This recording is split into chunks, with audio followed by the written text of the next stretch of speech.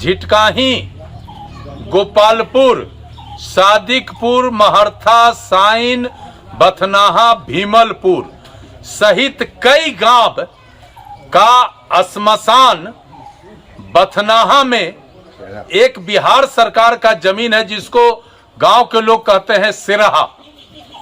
5-6 एकड़ जमीन पर 200 साल पहले से वहां श्मशान के रूप में मुर्दा का अंतिम संस्कार करने के लिए वहां लोग जाते हैं। जब गांव के लोगों को जानकारी मिली कि हमारे श्मशान घाट को छेड़छाड़ किया जा रहा है तो 10 गांव के स्त्री पुरुष आक्रोशित होकर वहां पहुंचे।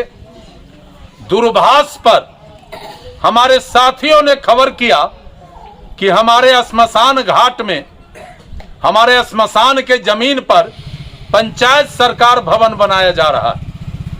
हमने तत्काल प्रशासनिक अधिकारियों से बात किया और हमने कहा कि 200 साल से जिस जमीन पर मुर्दा दफनाने का काम हो रहा है और उस जमीन पर आप पंचायत सरकार भवन या दूसरा कोई सरकारी मकान का निर्माण कराने का आदेश दिए हैं।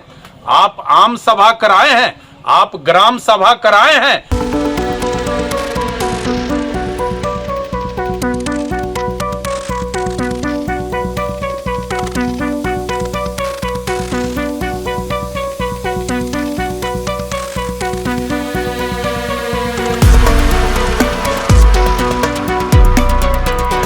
नमस्कार, आप फर्स्ट लुक बिहार देख रहे हैं और मैं हूं अभिषेक रंजन। लगातार जो है कांटी विधानसभा क्षेत्र अंतर्गत पूर्व मंत्री इंजीनियर अजित कुमार भ्रमण कर रहे हैं, जनता की समस्या को सुन रहे, जनता की समस्या को जान रहे हैं और उसके निदान के लिए हर संभव प्रयास कर रहे हैं। ऐसे में देखिए कि आज एक बार फिर से कांटी विधानसभा क्षेत्र अंतर्गत झिटकाही मधुबन पंचायत के भतनाहा गाँव में जो है पूर्व मंत्री इंजीनियर अजित कुमार पहुंचे हुए थे भतनाहा गाँव में और वहाँ की समस्या को सुना, वहाँ की जनता को जो समस्या था उसको सुना। इसके साथ साथ उन्होंने ये भी कहा है कि बीते 100 वर्ष से अधिक से है जो गांव में जमीन है 100 वर्ष से अधिक हो गए हैं और वो जमीन जो है शमशान के रूप में उपयोग हो रहा है।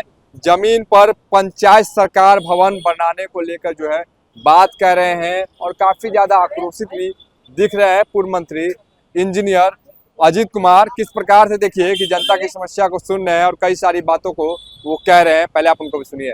देखिए, कांटी विधानसभा क्षेत्र के पश्चिमी क्षेत्र जिसमें झिटकाही, गोपालपुर, सादिकपुर, महर्था, साइन, बथनाहा, भीमलपुर सहित कई गांव का श्मशान बथनाहा में एक बिहार सरकार का जमीन है जिसको गांव के लोग कहते हैं सिरहा। 5-6 एकड़ जमीन पर 200 साल पहले से वहां श्मशान के रूप में मुर्दा का अंतिम संस्कार करने के लिए वहां लोग जाते हैं। आज से 4-5 रोज पहले एक संवेदक आकर हमारे श्मशान के जमीन को खोदना शुरू किया। जब गांव के लोगों को जानकारी मिली कि हमारे श्मशान घाट को छेड़छाड़ किया जा रहा है तो 10 गांव के स्त्री पुरुष आक्रोशित होकर वहां पहुंचे। दूरभाष पर हमारे साथियों ने खबर किया कि हमारे श्मशान घाट में, हमारे श्मशान के जमीन पर पंचायत सरकार भवन बनाया जा रहा है। हमने तत्काल प्रशासनिक अधिकारियों से बात किया और हमने कहा कि 200 साल से जिस जमीन पर मुर्दा दफनाने का काम हो रहा है और उस जमीन पर आप पंचायत सरकार भवन या दूसरा कोई सरकारी मकान का निर्माण कराने का आदेश दिए हैं। आप आम सभा कराए हैं, आप ग्राम सभा कराए हैं, आप पंचायत से एनओसी लिया है। उन्होंने कहा कि मेरे पास सभी कागजात आए थे तब हमने इसका एनओसी दिया, लेकिन आप जब कह रहे हैं और मुझे भी सूचना आई है, हम अभी तत्काल इसको रोकते हैं। कहने का मतलब है कि सरकार का जमीन अगर किसी विभाग को, पंचायत को सुपुर्द करना है तो उसके लिए आम सभा, ग्राम सभा करना है और उस इलाके के संबंधित लोगों का अनुमति, स्वीकृति लेने के उपरांत ही हम उसको किसी विभाग को किसी प्रयोजन के लिए हस्तांतरित कर सकते हैं। लेकिन इस यहाँ पर भीतर ही जनप्रतिनिधियों ने ये एक वर्ग विशेष के भावना के साथ खिलवाड़ करते हुए और श्मशान के जमीन को ये पंचायती राज विभाग को हस्तांतरित करके पंचायत सरकार भवन बनाने के लिए जो सो दे दिया, ये काफी निंदनीय है और इससे समाज में तनाव है। समाज हमारा काफी आक्रोशित था। आज आप देख रहे हैं कि हजारों की संख्या में लोग यहाँ लोग बैठे हैं और सबों ने कहा है कि हम मर जाएंगे लेकिन पूर्वजों के लिए, जो हमारा पूर्वजों का जहां हम अंतिम संस्कार किए हैं उस जमीन पर हमारा अगर किसी भी तरह छेड़छाड़ होगा तो हम इसको बर्दाश्त नहीं करेंगे। हम आए हैं और लोगों को बताए हैं कि आप शांति से रहिए, और हम आपकी बात जिला प्रशासन से, कलेक्टर से, मुख्यमंत्री से और पार्टी फोरम पर ले जाकर, चूंकि ये आम लोगों के भावना से जुड़ा हुआ ये मसला है, हमने लोगों को आश्वस्त किया है कि हम तुरंत बात करते हैं और किसी कीमत पर श्मशान का जो उपयोग जहां हम लोग कर रहे हैं उस पर कोई छेड़छाड़ नहीं होगा। हम हर हालत में लड़के इसको सुनिश्चित करेंगे और इसी क्रम में आए थे।